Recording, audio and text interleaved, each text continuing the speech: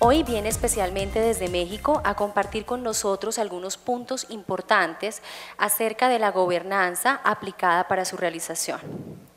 Damos entonces paso a nuestro segundo conferencista internacional invitado, Jorge Valdés García Torres, quien nos expondrá sobre las complejidades inherentes a los proyectos, la definición, evolución y la necesidad de la gobernanza en estos proyectos como factor clave de éxito mediante su conferencia Gobernanza en Proyectos. Démosle la bienvenida.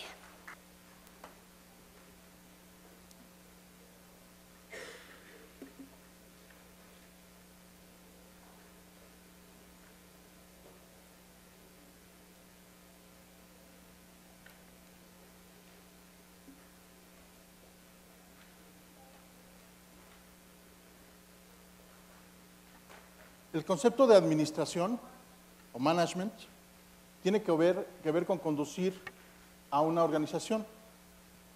Hoy vamos a ver que el concepto de gobernanza tiene que ver con que esa organización sea conducida correctamente.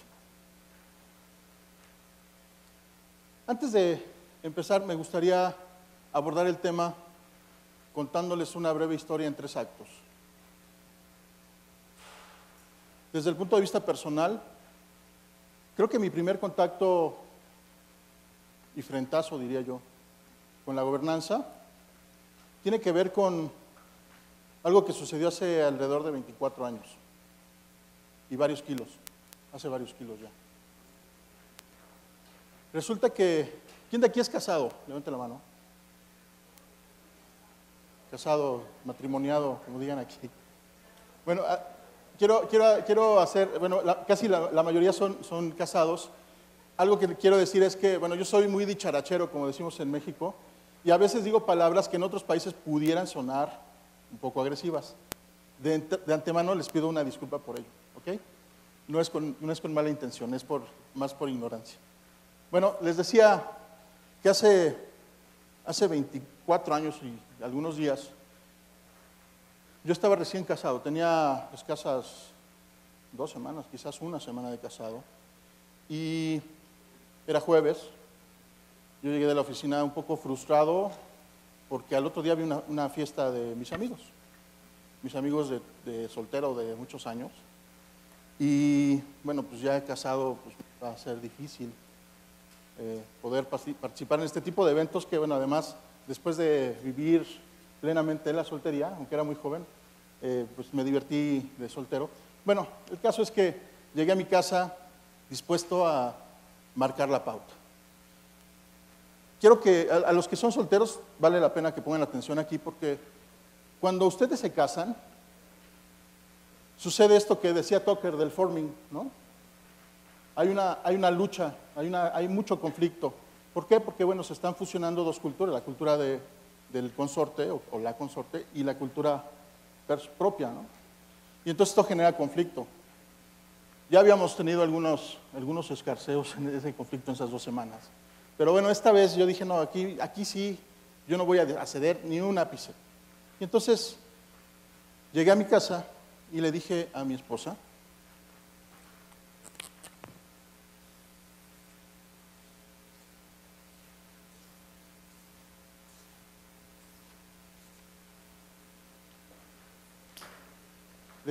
Julie, fíjate que, bueno, tú sabes que he sido soltero la mayor parte de mi vida y que, bueno, tengo ciertos hábitos en donde algunos, voy a poner un flequito porque se ve medio fea y si se entera, y algunos de esos hábitos no estoy dispuesto a cambiarlos. Te quiero mucho, eres la mujer de mi vida, eres mi pareja cósmica, pero eso sí, discúlpame, pero no lo voy a cambiar. Entonces, se trata de esto. Yo tengo una vida social con amigos, vamos a echar el trago, vamos a jugar dominó, y bueno, me gustaría que me entiendas. Yo sé que tú me quieres y que sabrás entender que, bueno, esto no lo puedo dejar, y de hecho no estoy dispuesto a dejarlo, así es de que, pues, vete dando por enterada. Ella me dijo sabiamente, Me dijo, "Ah, mira, qué casualidad. Yo venía platicando con mi mamá de esto, me había platicado de esta situación que a ella le pasó, algo parecido. Y bueno, la verdad es que la que va a llevar esta casa, pues soy yo, ¿no? Por lo tanto, pues voy a establecer ciertas reglas. Y la primera regla que voy a poner, antes de que tengamos bebés, es que, pues en esta casa nos acostamos a las 8 para poder cenar a las 10, esté quien esté. Entonces ahí caí en cuenta de que iba a tener que ceder y mucho. Desde ahí empezó mi proceso educativo matrimonial y hoy me he convertido en un lindo corderito, ¿no?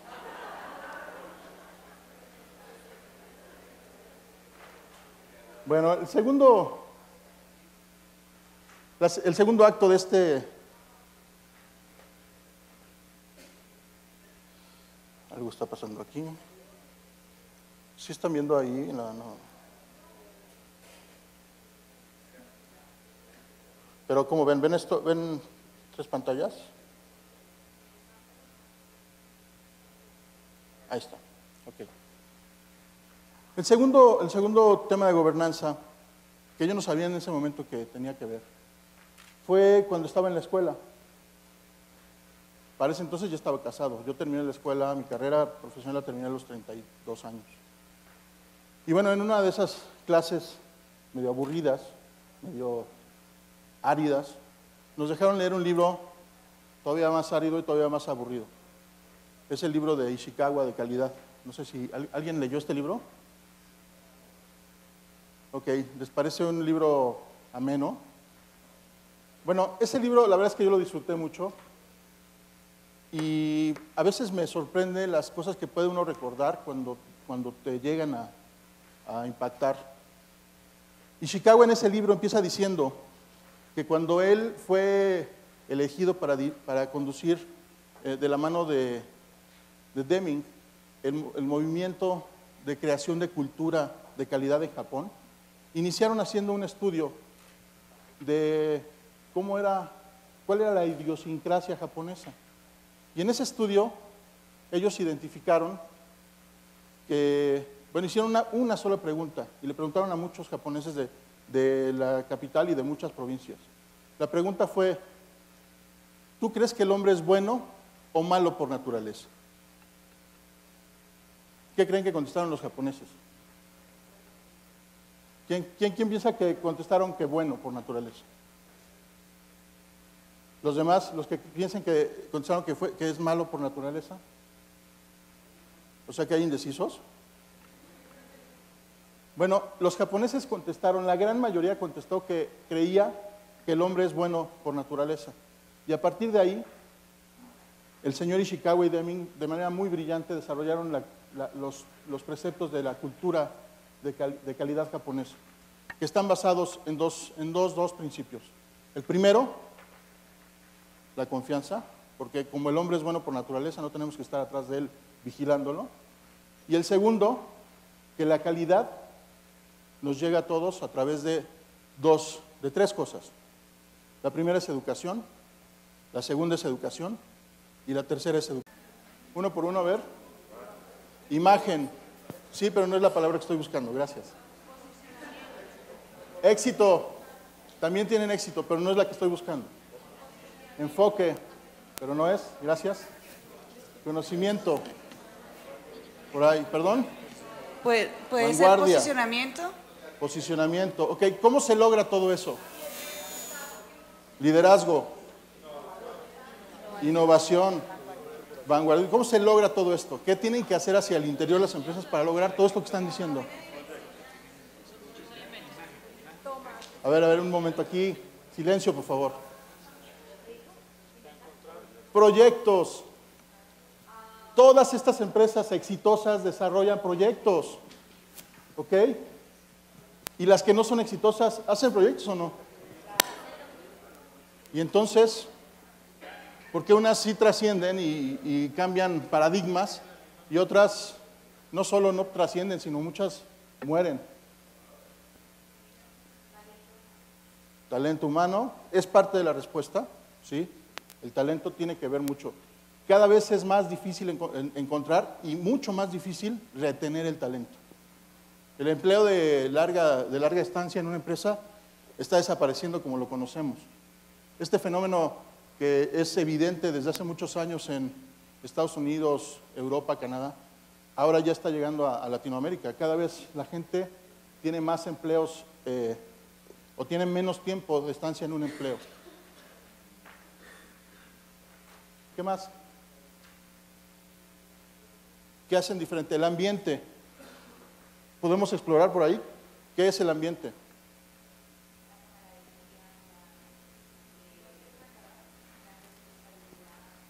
Ok, hay factores suaves del ambiente que tienen que ver con la cultura. La cultura organizacional. Ok. Y dentro de la cultura encontramos algunos aspectos como herramientas, procesos, técnicas, metodologías. Hablemos de procesos, ¿ok? Lo que tienen diferente, y estoy hablando, me refiero al término procesos en su connotación más amplia. Es decir, todos sabemos la definición de proceso como una secuencia de pasos o actividades para lograr algo, ¿no? Eso es lo que dicen muchos libros. Pero aquí yo me quiero referir al proceso como eso, pero con todos los elementos. Hay reglas de negocio, hay indicadores, hay personas. Eso es lo que quiero explorar ahora como proceso. Y entonces, lo que tienen de diferente las empresas exitosas de las que no lo son tanto, es ese ambiente de procesos maduro que les permite que tengan una tasa mayor de éxito en sus proyectos. ¿Sí me siguen hasta aquí? ¿Qué tenemos que hacer? Pues como decía Luis hace ratito, empezar a imitar qué están haciendo bien, cómo puedo replicarlo en mi empresa. Entonces, bueno, ahí estamos ahorita situados. Las empresas que tienen éxito normalmente tienen un mecanismo probado para entregar resultados consistentes. Ese mecanismo, una parte de ese mecanismo probado es la gobernanza, que tiene que ver, ¿qué dijimos que es la gobernanza? En términos muy, ¿perdón? Es cuestión de balance, y la gobernanza tiene que ver con conducir correctamente a la organización, o en este caso a los proyectos. ¿Ok? Ok, bueno, ya ahorita que están ya todos despiertos, y quise hacer la dinámica justo antes de arrancar para garantizar que escuchen este mensaje que es bien importante para mí. En primer lugar, debo confesar, Julie, te quiero mucho y debo confesarte que siempre que vengo a Colombia tengo sentimientos encontrados, porque, bueno, no es fácil alejarse de la familia, sobre todo después de 24 años, ¿no? Pero cuando uno llega a Colombia, la verdad, me siento un poco culpable porque no extraño mi casa. Uno se siente aquí tan bien que no quisiera nunca irse. ¿Ok? El segundo mensaje importante. Yo me siento profundamente honrado de estar aquí hoy compartiendo con ustedes. Y quiero darle las gracias a todo el equipo organizador del contenido de este evento. Gracias por darme la confianza y por haberme invitado. Para mí es muy importante poder compartir con ustedes a título como ponente, pero mucho más importante a nivel de cancha, de tú a tú, como somos personas. Entonces, muchas gracias a la gente que ha organizado este congreso ¿cómo se llama? Esta convención, perdón, siempre se me cruzan ahí los cables, esta convención. Muchas gracias, de verdad, por haberme invitado. También quiero darle las gracias a toda la gente que no se ve. Es más que darles las gracias, les pido por favor un aplauso, pero espérenme, déjenme decirle para quién. Para toda la gente que está tras bambalinas, al equipo de apoyo, muchísimas gracias. A la gente que nos está trayendo agua, que está ocupada del registro, muchísimas gracias por hacer esto posible. Y finalmente, quiero decirles que los felicito. Felicito a la Cámara de Comercio de Bogotá, porque cuando uno llega a una organización que se preocupa por hacer este tipo de cosas, se da cuenta de que se está haciendo la diferencia, y más estamos haciendo la diferencia en Latinoamérica, no en Colombia, no en Bogotá, en Latinoamérica. Ustedes son una organización que de alguna manera está marcando el rumbo, está marcando el camino. Y ahorita la gente que me estoy dirigiendo son los agentes de cambio de esta organización. Por lo tanto, se deben de sentir orgullosos de estar todos hoy aquí. Pero eso también implica un compromiso. Vamos a hablar de ello un poquito más tarde.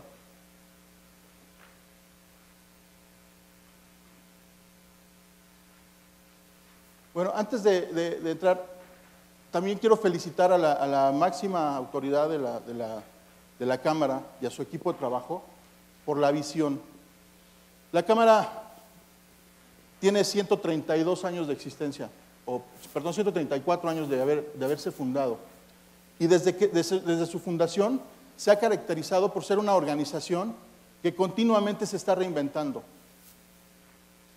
¿Sí han leído la historia de la Cámara en su página web? ¿Están familiarizados con ella? Una organización que continuamente se está reinventando. Y bueno, fieles a la tradición, hoy están todos ustedes inmersos en un proceso de cambio mayor. Y yo sé que no es fácil el cambio. Yo sé que hay turbulencias. Pero los invito a que traten de abstraerse un poquito de la situación que están viviendo hoy y que vean más allá de los nubarrones. Visualicen lo que va a hacer la Cámara una vez que este cambio haya sido asimilado. Visualicen las posibilidades que van a tener de influir en Bogotá, en Colombia y en Latinoamérica. Y bueno, ¿por qué no? En el mundo. ¿Ok? Vaya una felicitación a ese cuerpo directivo por mantener la tradición y por tener esa visión de reinvención constante. Hoy más que nunca eso es bien importante. Ok, ahora ya vamos a empezar a entrar en materia. ¿Qué es y cómo se come la gobernanza? ¿No? A mí me dijeron que de repente el tema de gobernanza es así como muy etéreo y se oye muy rimbombante, pero que a veces cuesta trabajo bajarlo a, como decimos en México, a palitos y bolitas, ¿no? Yo sé que eso puede sonar feo aquí, pero bueno, no era mi intención. Ok, veamos una adaptación de lo que dice la Real Academia de la Lengua Española. Dice, la gobernanza es el arte de gobernar para lograr desarrollo social, integral y perdurable. ¿Integral a qué se refiere? Al desarrollo del Estado. Y el Estado, recordemos que se compone de 3 elementos: gobierno, sociedad civil y mercado. ¿Ok? Entonces, integral, ve por todos. Y perdurable, bueno, obviamente que las iniciativas que se adopten, pues se mantengan en el tiempo para el bien de esta sociedad integral. Promoviendo el sano equilibrio. Cuando vi esta definición me gustó porque, bueno, ya entendí que no estoy solo, ¿no? El tema de gobernanza es una cuestión de balance. Lo dice la RAE para darme un poquito la razón. Entre todos los interesados. ¿Quién serán los interesados?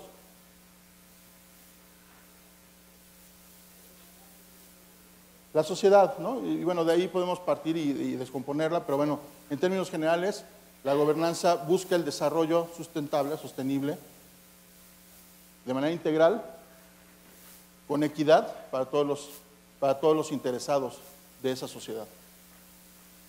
Ok, definición de... Todavía está medio alto el tema, ¿no? Vamos a tratar de irlo aterrizando. Otra forma de verlo es que describe la forma en que la jerarquía directiva de una organización establece y fomenta el uso de políticas y reglas. ¿Para qué? ¿Para qué serán estas políticas y reglas? ¿Alguna idea? ¿Alguien, por favor? Uno por uno, porque no les entiendo. A ver, usemos la técnica JUICE. A ver, Juan. No se escondan los Juanes. ¿Hay algún Juan aquí? Señálenlo, por favor. ¿Para qué serán? Adelante, Juan, por favor. Digo, a ver, estamos en confianza, ¿eh? Se vale equivocarse. Ya nos dijo Luis que hay que equivocarnos, ¿no? Entonces, adelante. Buenas tardes. Para lograr el objetivo, para lograr ese camino que desarrolla la entidad.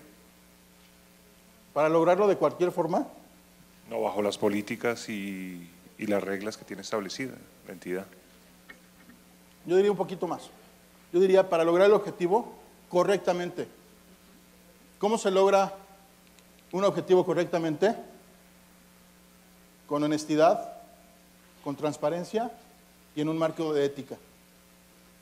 ¿Ok? Entonces la gobernanza se ocupa de eso, de establecer las reglas para garantizarle a esa sociedad, a esos stakeholders, sociedad, Estado, sociedad civil, gobierno, mercado, que esta organización, la que sea, está conducida correctamente en términos de transparencia, honestidad y ética. ¿Queda claro? Ok. Sigamos bajando el concepto. Fíjense, esta es la organización en este modelito, ¿no? La organización tiene un gobierno corporativo. El gobierno corporativo dicta las reglas que nos permiten conducir correctamente la organización al logro de los objetivos. ¿Ok?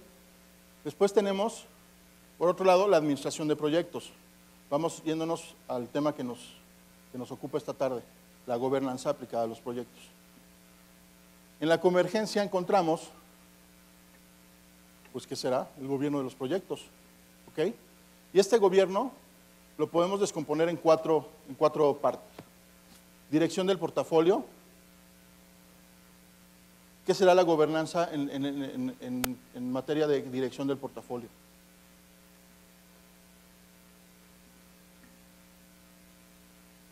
Se refiere a que haya un marco de transparencia, honestidad y ética en el proceso de identificar, seleccionar, priorizar y asignarles recursos a las iniciativas que van a lograrnos concretar la estrategia. Quiere decir que debe de haber mecanismos que aseguren la validación de que hay alineación con esa estrategia y de que no hay, digo, yo sé que aquí en Colombia no sucede, pero allá en México de repente nos pasa, ¿no? De que, pues, es mi proyecto porque es mi idea y yo lo defiendo, aunque no sirva para nada en la organización, tiene que ir mi proyecto, ¿no? Y entre más altos estamos, pues es más fácil que la organización acabe haciendo cosas que no tienen nada que ver con su estrategia.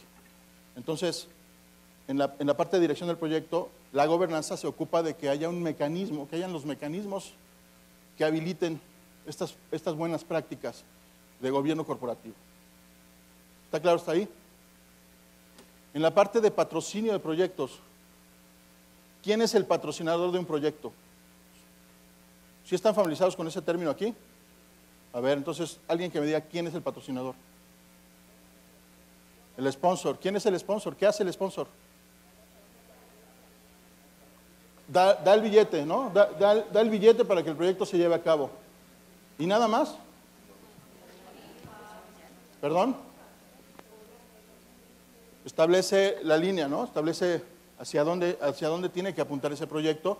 Y bueno, si hicimos bien el trabajo anterior, bueno, el patrocinador pues lo va a asegurar que esté alineado el proyecto con el portafolio con la estrategia, ¿ok? ¿Nada más? Fíjense, mucha gente que juega el rol de patrocinador lo juega parcialmente. Dice, ahí está la lana, es el proyecto, nos vemos en 8 meses para firmar, para salir en la foto y cortar el listón, ¿no? Eso llega a suceder. La verdad es que el patrocinador tiene un rol bien importante en todos los proyectos y es un rol activo. El patrocinador debe de dar la cara por el proyecto. Durante su ejecución, todos los proyectos van a sufrir cambios, van a tener riesgos, van a tener problemas, van a tener francotiradores que quieren nuestros recursos valiosos, preciosos, preciados, que nos están ayudando en nuestro proyecto, quieren que se pasen al suyo. Y van a estar pidiendo dinero, y si nosotros no tenemos cuidado, pues ese dinero nos lo pueden quitar de nuestro proyecto. Entonces, el patrocinador es el abogado, en el buen sentido de la palabra, del proyecto. Es quien se va a pelear, si es necesario, por los recursos, para que se respete el compromiso. Pero además es el que va a ayudar a vender y a posicionar el proyecto en la organización que está a punto de cambiar. Todos los proyectos, el que se imaginen, tiene que ver en mayor o menor medida con un cambio. Entonces, él es el que tiene que estar velando porque el cambio se dé, porque si tenemos el proyecto perfecto, que genera el entregable perfecto, y la organización imperfecta no lo adopta, ¿quién está mal, la organización o el proyecto? El proyecto. El proyecto se debe de ocupar, de preparar, de aflojar la tierrita en donde vamos a sembrar esa semilla de cambio para que el cambio florezca. Si el proyecto no hace eso, nadie lo va a hacer. Y el patrocinador es un actor importantísimo en ese punto. Después tenemos la eficacia y efectividad de la dirección de proyectos. Y por último, el tema de transparencia, el tema de revelar información fidedigna y confiable y sobre todo verdadera, cierta. ¿Ok? Vamos a ver estos dos últimos temas con un poquito de mayor detalle porque me voy a enfocar en eso que de alguna forma fue parte del requerimiento que me hicieron. Enfócate por favor en hacer terrenal el tema de gobernanza. Entonces, es un tema muy amplio. Nosotros tenemos un curso de 2 días y medio que cubre estos temas de gobernanza y es un tema súper amplio. Vamos a ver ahorita en una presentación que preparé para ustedes, tipo bikini. ¿Sí saben por qué es tipo bikini?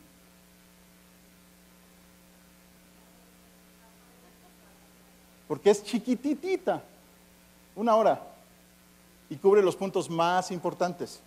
¿Ok? Bueno, entonces vamos a ver cuáles son esos puntos. Primero,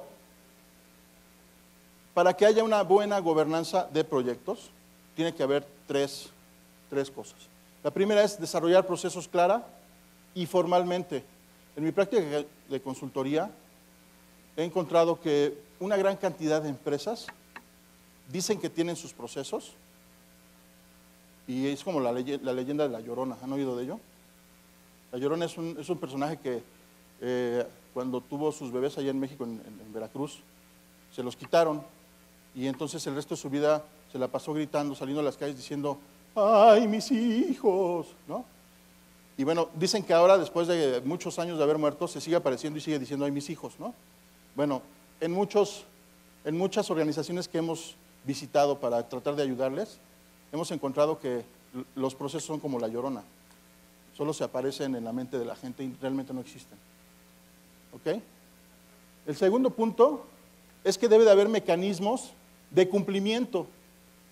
Es decir, un porcentaje muy menor, digamos 40%, 30% de las empresas que me ha tocado acompañar, tienen un buen esfuerzo de formalizar sus proyectos. Es decir, hacen todo el análisis, modelado, diseño y tienen sus procesos en papel.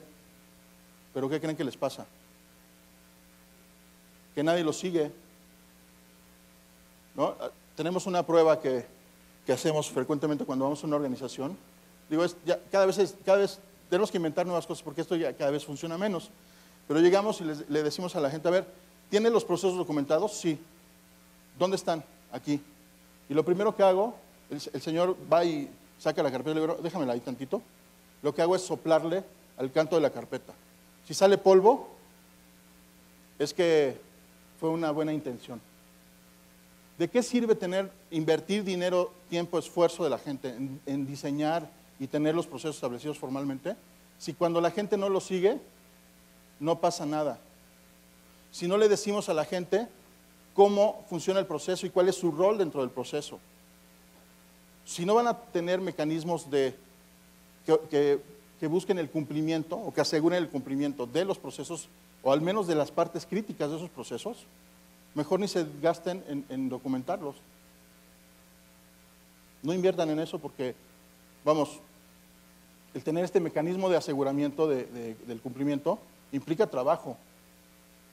Y si no están dispuestos a hacer ese sacrificio de trabajo, pues la verdad es que no hace sentido.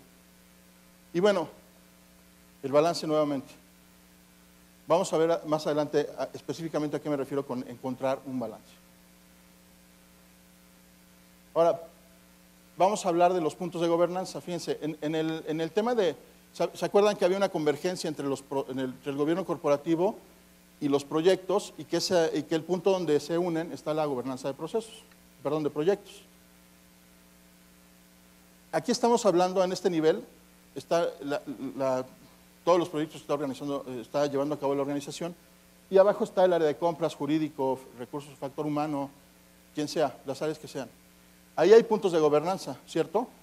O sea, cuando ustedes van a contratar un proyecto, a lo mejor de cierto monto para arriba, tienen que hacer una licitación pública. Cuando ustedes van a arrancar un proyecto que involucra contratar proveedores, no pueden arrancar si no hay un contrato firmado. Si ustedes están trabajando con un equipo interno, a lo mejor el área de factor humano les dice cada tercer mes me tienes que enviar una evaluación de desempeño de la persona para que esto contribuya a su retención, a que tengamos reconocimientos o que si algo anda mal, pues tomemos cartas en el asunto. Esos son puntos de gobernanza que corresponden más bien al gobierno corporativo. ¿Ok? Por otro lado, hablamos ya de que tenemos el portafolio de proyectos, y el portafolio de proyectos en sí mismo tiene hacia adentro aspectos de gobernanza que no son materia de esta charla. En medio, la relación que hay entre el portafolio y los proyectos se conoce como puntos de gobernanza de proyectos. Y vamos a ver algunos de ellos en lo que queda de la sesión. Aquí hay algo que me gustaría enfatizar, es que yo soy un creyente de algo que se llama escalabilidad. Yo creo en la escalabilidad. Soy un flagrante impulsor, un revolucionario de la escalabilidad. Si me tengo que morir mañana, me voy a morir diciendo viva la escalabilidad, ¿ok? ¿A qué se refiere esto de la escalabilidad? Parece trabalenguas, ¿verdad? Bueno, la escalabilidad tiene que ver con reconocer que los proyectos por definición son únicos y cada proyecto tiene características únicas por el ambiente, por el entorno y mucho más por las situaciones que vive cada proyecto hacia su interior. ¿Estamos de acuerdo en eso? Entonces, hay proyectos que son pequeños en términos de esfuerzo y hay proyectos que son mayores. Hay proyectos que tienen un nivel de complejidad bajo y hay proyectos que tienen un gran nivel de complejidad. No es lo mismo, a lo mejor, organizar la fiesta de fin de año del área que organizar los Juegos Olímpicos. Hay un mundo de diferencia, ¿están de acuerdo?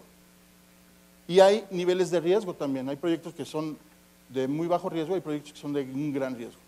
Entonces, la escalabilidad tiene que ver con reconocer esto y en función de eso diseñar el modelo de operación o de gobierno para los proyectos, es decir, diseñar la metodología y diseñar el esquema de gobernanza. ¿Ok? Entonces, la escalabilidad tiene que ver con aplicar el nivel correcto a los proyectos de acuerdo a sus características. Esto implica tener una serie de guías que ayuden a identificar esas características y en función de eso tener... Miren, nosotros en Tenestep tenemos no es anuncio, la verdad es que no es anuncio, mi interés no, yo ya les vendí, ¿no? La metodología Tenestep tiene 10 pasos, como su nombre lo dice en inglés. Y estos pasos son aplicables en función de las características del proyecto, de su tamaño. Y establecen algunos procesos establecen estos puntos de gobernanza. Entonces nosotros los clasificamos en pequeño, mediano y grande. ¿Qué quiere decir eso para la Cámara de Comercio de Bogotá? No lo sé. Hay empresas para las que un proyecto de $1 millón es un proyecto chiquitito, ¿no? Y hay empresas para las que un proyecto de $1 millón, bueno, de $100,000, es la diferencia entre seguir existiendo y morir, ¿no? Entonces, esto es bien relativo. Por eso no somos tajantes en decir un proyecto chico es aquel que tiene 5 personas. No, eso cada organización lo determina. Y bueno, vamos a hablar de 8 puntos de gobernanza que podemos aplicar todos los días, cada uno de nosotros, en nuestros proyectos. Yo les quiero hacer un reto. Les voy a poner el tema de acuerdo al concepto de administración de proyectos como lo entendemos en Tenestep, habla de 10 pasos, aquí están esos 10 pasos. Y los quiero invitar a que yo voy a ir recorriendo cada uno de estos temas. Voy a hacer una breve pausa Ustedes anoten lo que se imaginan que puede ser de gobernanza en ese punto y van palomeando los que vayan adivinando. ¿Les parece? ¿Ok? Bueno, entonces vamos a arrancar con la definición del trabajo.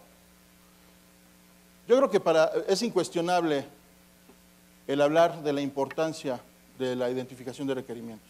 ¿Alguien tiene dudas de que esto es algo importante para un proyecto? Levanten la mano. Ok. ¿De verdad? ¿De verdad? Ok. Bueno.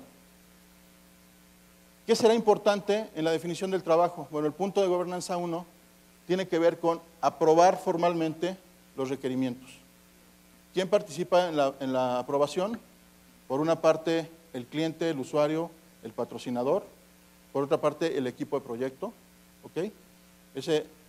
El tema de aprobar que hay un acuerdo en cuanto a lo que estamos esperando que haga el proyecto. Y segundo, tener el mecanismo para validar que a lo largo de su ejecución esos requerimientos son completos y están correctos. ¿Ok? ¿Cómo se llama eso en las áreas de conocimiento? ¿Perdón? Tiene que ver con alcance y tiene que ver con administración de calidad. ¿Ok? La disciplina de administración de proyectos es una disciplina eminentemente preventiva, enfocada a la calidad. De hecho, el origen, el génesis de la administración formal de proyectos, como lo conocemos, es el ciclo Deming, ¿no? El Plan Duchek Act. Nada más le agregaron el inicio y el fin y es casi lo mismo. ¿Ok? Bueno. El punto 2, planificar el proyecto. ¿Alguien duda de la importancia de hacer el plan del proyecto? ¿Qué es el plan del proyecto? Si te pregunto qué es el plan del proyecto, ¿qué te viene a tu mente?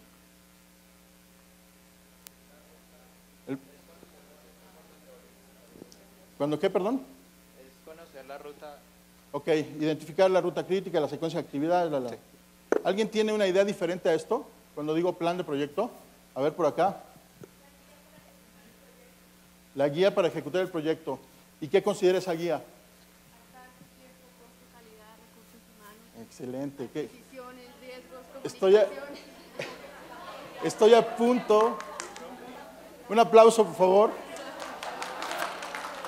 Estoy a punto de llorar de emoción porque esa respuesta rara vez me la dan. El plan de proyecto se compone de 9 planes subsidiarios. ¿Siempre necesitamos estos 9 planes subsidiarios? ¿Sí? Hay que validar las características del proyecto. Si mi proyecto no va a comprar nada hacia afuera de la organización, ¿por qué tengo que hacer un plan de compras? ¿No? Pues si no lo necesito, simplemente no lo hago. Pero mucha gente le dicen, tienes que hacer un proyecto y llega Valdés de hace 20 y tantos años con su metodología de 83 formatos y el gerente del proyecto le decía, oye, pero no voy a comprar nada, no me importa, hazme un plan de compras. ¿No? Qué absurdo, pero suele suceder. Bueno, ¿cuáles serán los puntos de gobernanza aquí? También el documento de planeación es un documento que tiene que ser aprobado formalmente. Nosotros en TenStep creemos que este documento se llama Project Charter y le damos una connotación un poco diferente a la que le da el PMI, porque el PMI, hasta donde recuerdo, y si alguien sabe algo diferente que me diga porque estoy desactualizado, pero hasta donde me acuerdo el PMI lo que plantea es que el acta de proyecto o el charter es el documento que reconoce la existencia del proyecto, es como el acta de nacimiento, y le da la autoridad, el nivel de autoridad que va a tener el gerente de proyecto. Y ahí se queda. Para nosotros en TenStep creemos que el acta de proyecto es una síntesis de estos planes, de los planes subsidiarios. Y entonces en esa acta lo que hacemos es incluir la fecha de inicio y la fecha de final, el equipo de trabajo, los riesgos, etcétera, etcétera, etcétera, ¿no? Entonces, ese documento que es para nosotros una síntesis de lo que tiene que hacer el proyecto y de los aspectos que ya se evaluaron a través de la planificación, pues que lo firme nuestro amigo el patrocinador. Enfatizo, nuestro amigo el patrocinador. Nuestro amigo el patrocinador. Mi trabajo, uno de los principales trabajos que tengo como gerente de proyecto es hacerme amigo del patrocinador. Ir a comer con él, que me vea hasta en la sopa, pero que me vea en plan, o sea, que me vea como alguien que le da valor, que tiene actitud y que tiene aptitud como nos dijo Luis, ¿no? Entonces, esa es una responsabilidad importante, porque si no, si yo estoy en guerra con mi patrocinador, ¿qué va a pasar? El proyecto va a sufrir, ¿no? El proyecto va a sufrir y a lo mejor a mí hasta me corren, ¿no?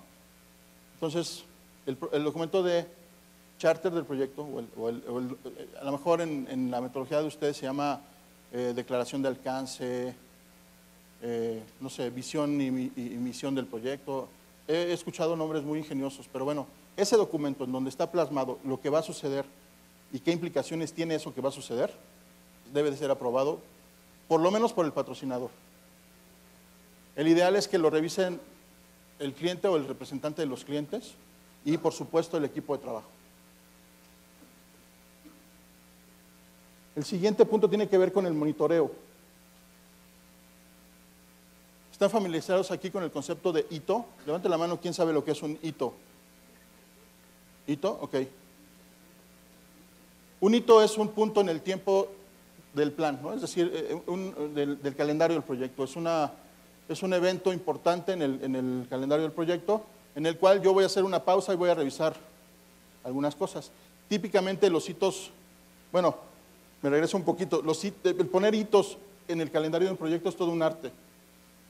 ¿Cuándo es aquel momento mágico en que tenemos que detenernos, revisar lo que estamos haciendo y asegurar que vamos por el camino correcto?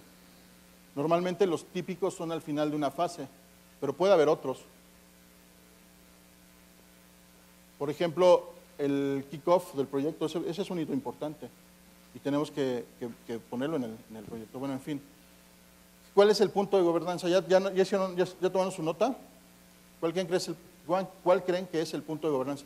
Imagínense un proyecto que tiene un calendario con 5,000 actividades. ¿Hay proyectos así o no? Imagínense las juntas de revisión del calendario de ese proyecto, revisando 5,000 actividades. Imagínense al director ejecutivo del área teniendo que revisar un documento que tiene 5,000 actividades. Es inviable, es impráctico, ¿no? Entonces, para eso se ponen hitos en el proyecto, en el calendario del proyecto. Se usan hitos para validar el estado general del proyecto y los directivos monitorean esos hitos para darse una idea de cómo está el progreso general del proyecto. Si hay un hito que no se cumple, entonces es señal de que tenemos que profundizar en lo que estamos revisando y ver dónde está el problema para tomar acciones. ¿Ok? El siguiente punto tiene que ver con la administración de los cambios. Y bueno, les tengo una mala noticia. Todos los proyectos van a sufrir cambios en mayor o menor medida. Todos. ¿Por qué? Es natural. Los proyectos tienen que ver con trabajar en el futuro. Y hasta donde yo sé, nadie tiene una bolita de cristal diciéndole qué va a pasar exactamente. Entonces, eso implica que vamos a ir descubriendo cosas cada semana, cada mes que avanzamos. Vamos descubriendo cosas que omitimos, que no consideramos en el plan y que por lo tanto tenemos que reconocer a través de un cambio. Ya sea en el alcance, ya sea en el calendario, sea en el costo, sea inclusive en los riesgos, etcétera, etcétera. Entonces, hay organizaciones donde pues, los cambios son bienvenidos y entonces, ¿qué pasa con el proyecto? Tiende a infinito, violando la regla, la definición del proyecto, que es terminar algún día a tiempo, ¿no? Entonces, el punto de gobernanza aquí tiene que ver con asegurar que todos los cambios pasan por un proceso formal en donde se evalúa el impacto que van a generar en el proyecto, en el producto y en la organización donde se está llevando a cabo el proyecto. Y todos los cambios, todos, deben de ser sometidos a autorización. Esto quiere decir que el autorizador tiene la facultad de decir, no lo apruebo y se sigue por el camino que se había previsto, o de aprobarlo con las consecuencias que eso tenga. Principalmente, si hay cambios de alcance, pues hay que evaluar el impacto en términos de calendario y de costo y viceversa. Estas tres variables, dice el PMI que son más y tiene razón. Hay 6 variables que hay que evaluar cada vez que hay un cambio. Y en función de eso, cuando el cambio es aprobado, bueno, reconocerlo en los documentos correspondientes. ¿Hasta aquí vamos bien? ¿Dudas? Bueno, el punto 5, riesgos y problemas. Otra mala noticia.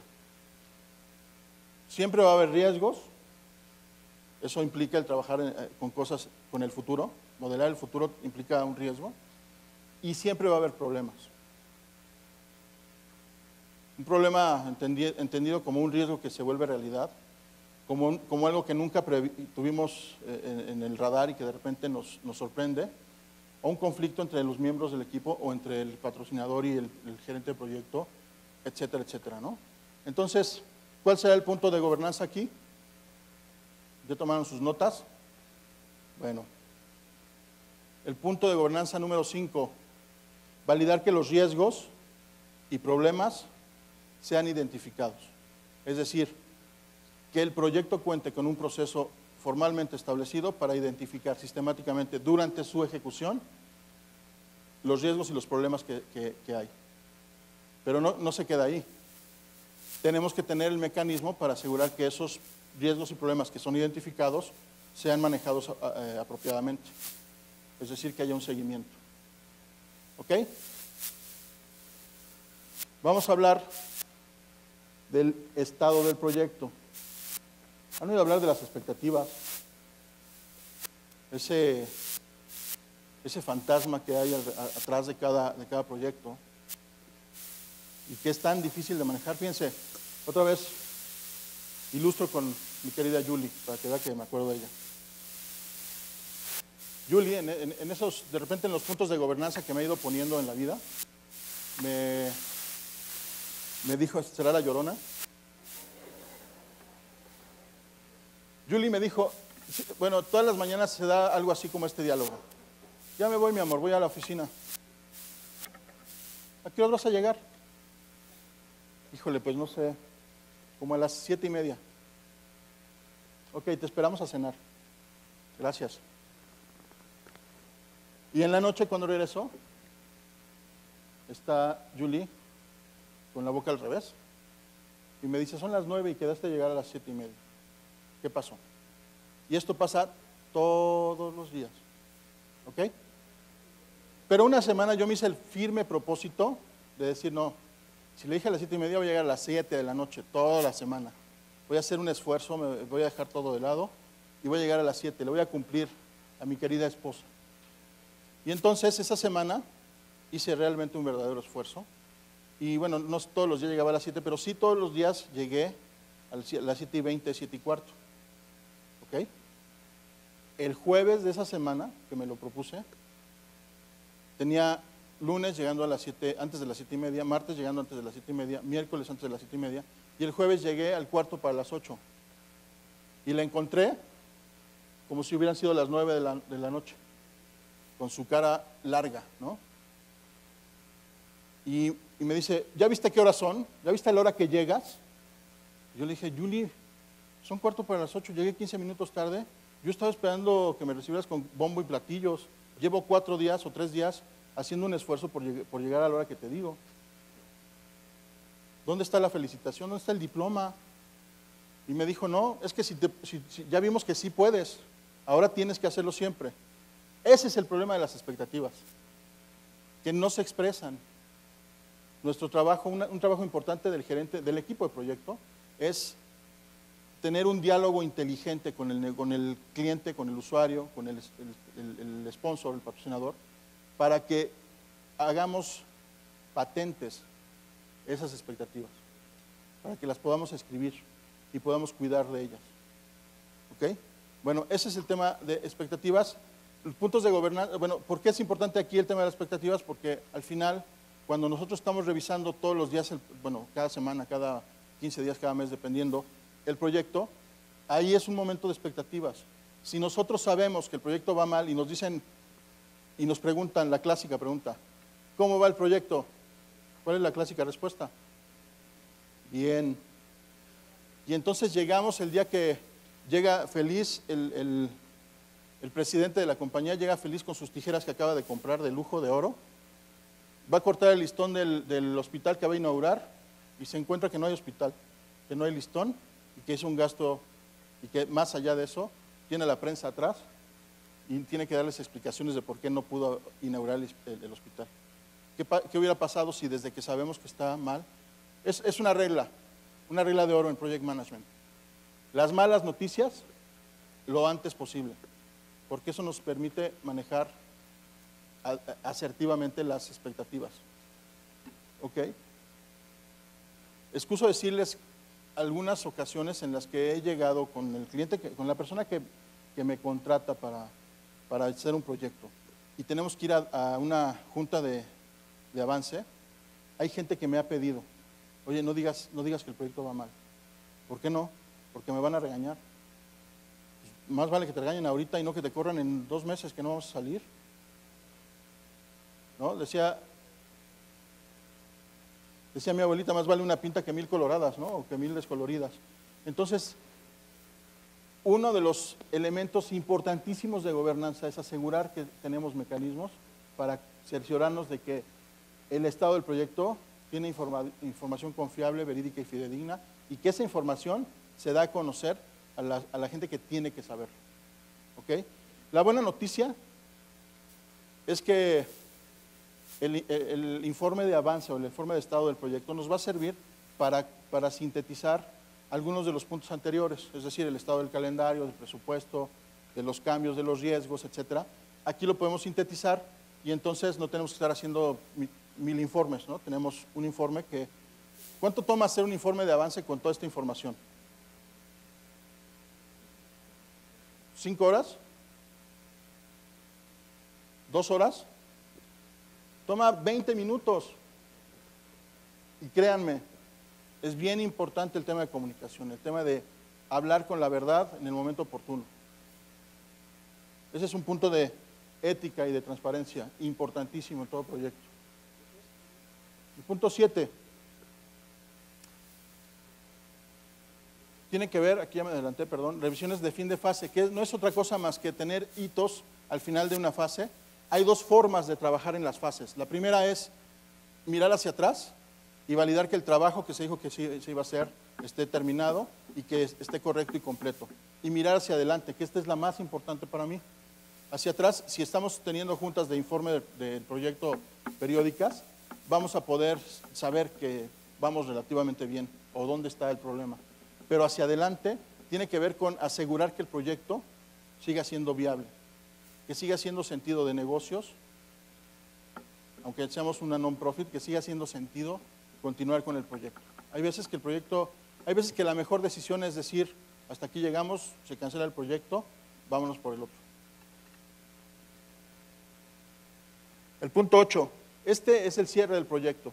Es el último punto en donde el equipo puede reflexionar respecto a aquello que está bien y está mal. Además, es el punto en donde vamos a asegurarnos que haya una aprobación formal. Otra vez esto de aprobación formal, ¿qué quiere decir? Que me firmen de recibido aquello que el proyecto entregó, de conformidad. ¿Ok? Y el punto más importante, quizás en una organización que empieza con el tema de querer establecer una cultura de dirección de proyectos, es el último punto, que es todos los proyectos documentan las lecciones aprendidas. Porque esa es la única forma en que la organización tiene para hacerse de ese activo tan importante que es el conocimiento. Entonces es muy importante que este punto se cumpla. Entonces, bueno, ¿quién le atinó a los 8 puntos de gobernanza? ¿A 7?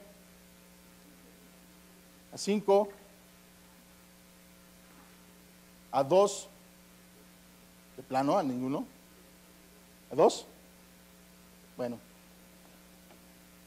Entonces me voy a ir contento porque creo que sí vine a aportar algo. Vamos a ver ahora, les decía que este tema es muy extenso. Hay puntos de gobernanza en estas cajas que hay dentro de la ecología de procesos alrededor de proyectos. Está la parte del ciclo de vida. El ciclo de vida no es más que una perspectiva de lo que tengo que hacer para generar el producto que ocupa el proyecto. ¿Ok? Ponemos el ciclo de dirección de proyectos arriba y el ciclo de vida abajo para generar la mesa, para crear el nuevo servicio, para documentar el proceso, lo que sea. Tenemos planes de dirección del proyecto, tenemos planes de seguridad de información, seguridad ambiental, etcétera. Planes de recuperación de desastres. Hay veces que el proyecto se vuelve un desastre y bueno, hay que tener, si hace sentido, hay que tener mecanismos para recuperar ese proyecto. Y el cumplimiento con las normas gubernamentales. ¿Ok? El secreto, y les pido por favor que no salga de aquí, es entre nosotros. El secreto es que hay algunas organizaciones que son muy buenas en temas de gobernanza. ¿Esto qué quiere decir? Que saben en dónde están mal, que saben lo que hay que hacer, que lo hacen y lo implementan, casi de inmediato. Hay organizaciones muy buenas. Seguramente esas organizaciones que dijeron al inicio pueden hacer esto. Hay otras organizaciones que son extremistas, y aquí no estoy hablando de terrorismo. Estoy hablando de que hay organizaciones que o son muy débiles en temas de gobernanza, es decir, son organizaciones que saben que tienen un problema, saben dónde está el problema, pero no actúan. Y se siguen tropezando todo el tiempo con la misma piedra. Ese es un extremo. El otro extremo son organizaciones que tienen tal aparato de gobernabilidad para sus proyectos que la gente no puede trabajar por estar cumpliendo normativas, formatos, políticas, procedimientos. El verdadero secreto está entonces, otra vez, en el balance. Tenemos que encontrar los puntos neurálgicos para nuestra organización, en donde tengamos que tener estos puntos de gobernanza y que nos haga sentido. Tenemos que implementar estos 8. Si manejan en su mayoría proyectos grandes y complejos y de mucho riesgo, mi recomendación es que sí lo hagan.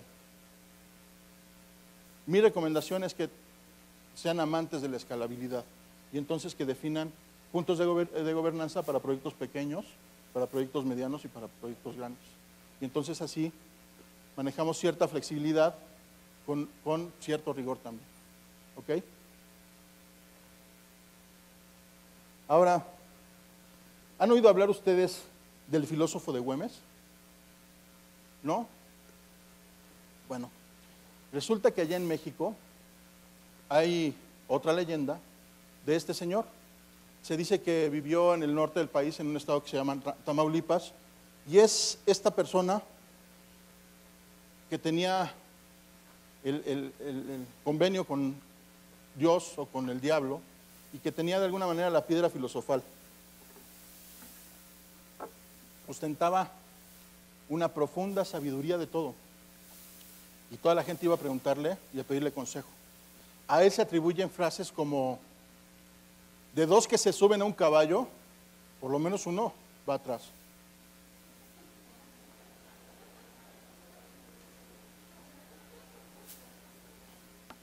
O el hombre exitoso es el que gana más dinero del que gasta su mujer.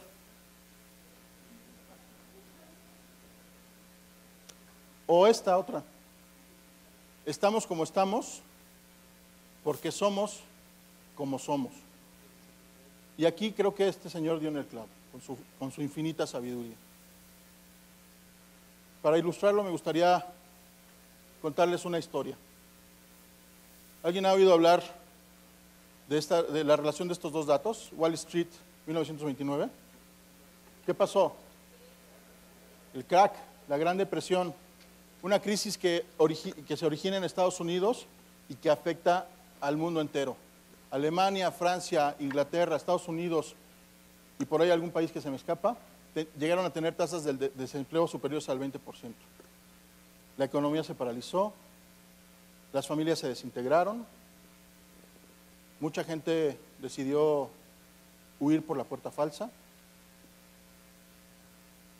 Fue una época que convulsionó al mundo.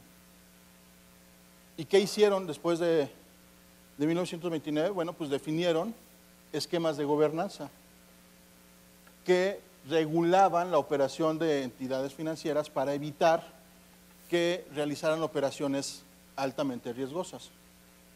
¿Ok?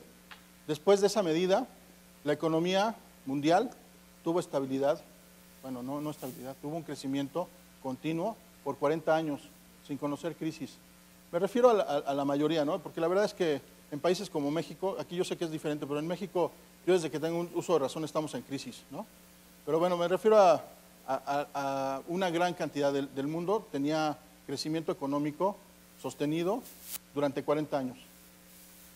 ¿Alguien ha oído hablar de Wall Street y de la fecha 2008? ¿Qué pasó?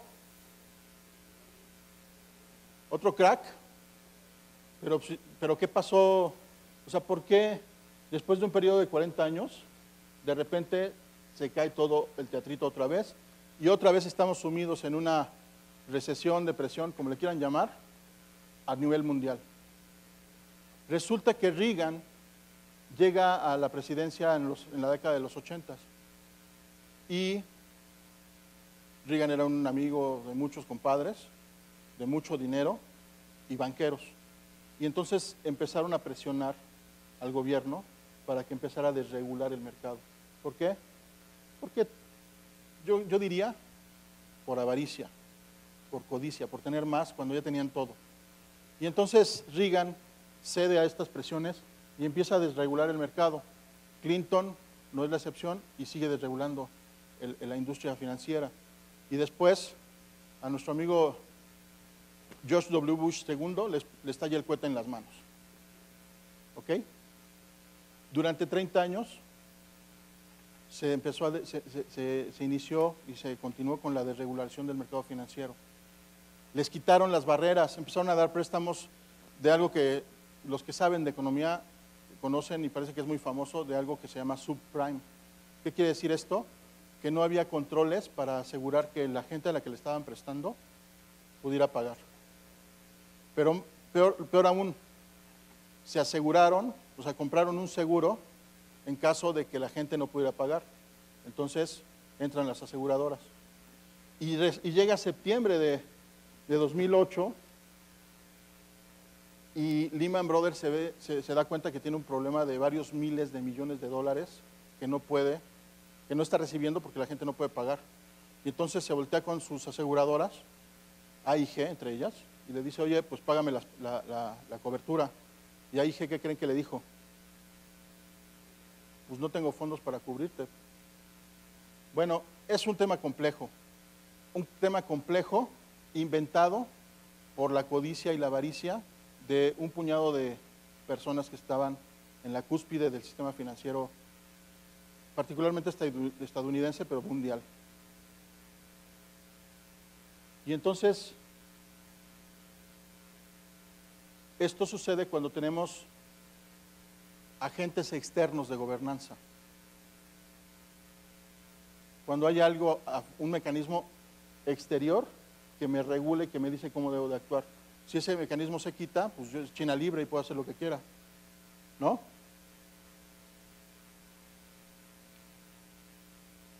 Empecé hablando esta charla de que gobernanza implica honestidad, transparencia y ética. Me gustaría hacerles la pregunta, ¿en qué proyecto están participando actualmente? Es un proyecto que todos nosotros compartimos. ¿Cuál es ese proyecto? ¿Perdón? A ver, no escucho. Levanten la mano, por favor.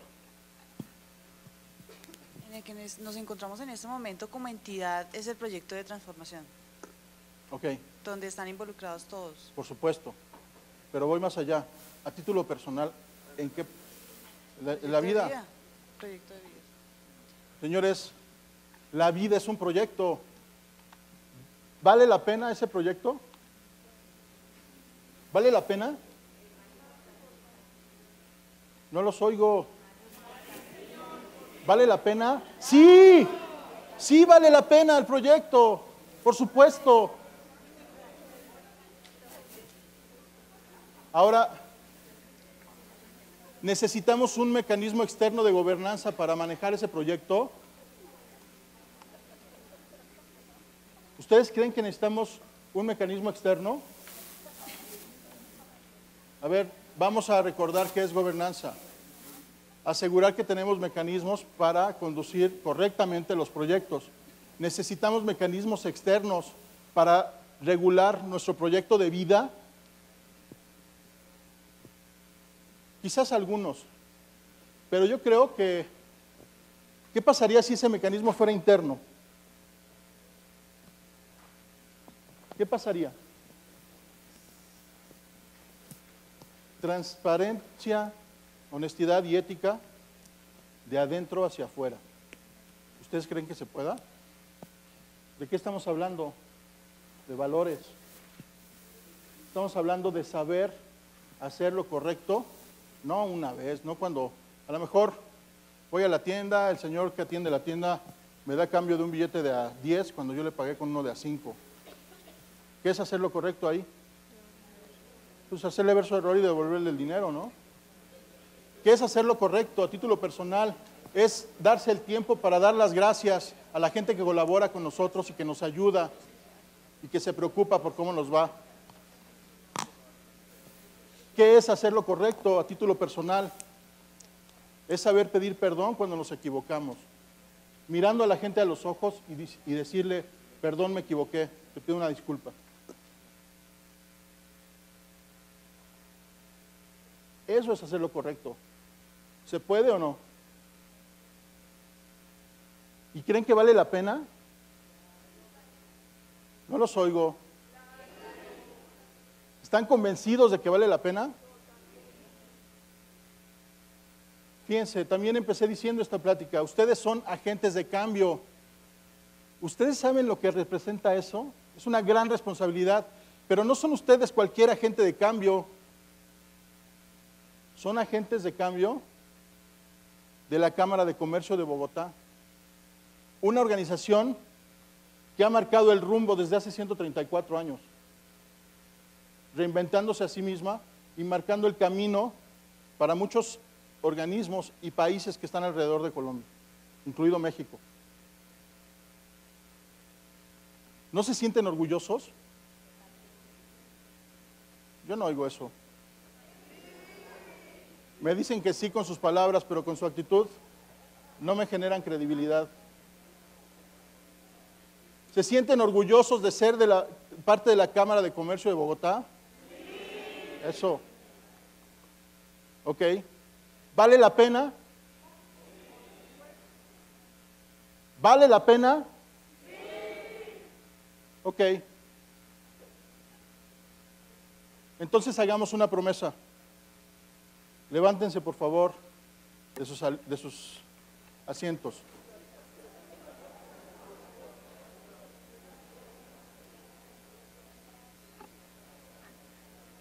Bueno, los que no estén convencidos no se pueden quedar sentados, ¿eh? No hay ningún problema. Aquellos que estén dispuestos a hacer esta promesa y mantenerla. ¿Ok? ¿Hay alguien sentado por ahí? Bueno. ¿Prometen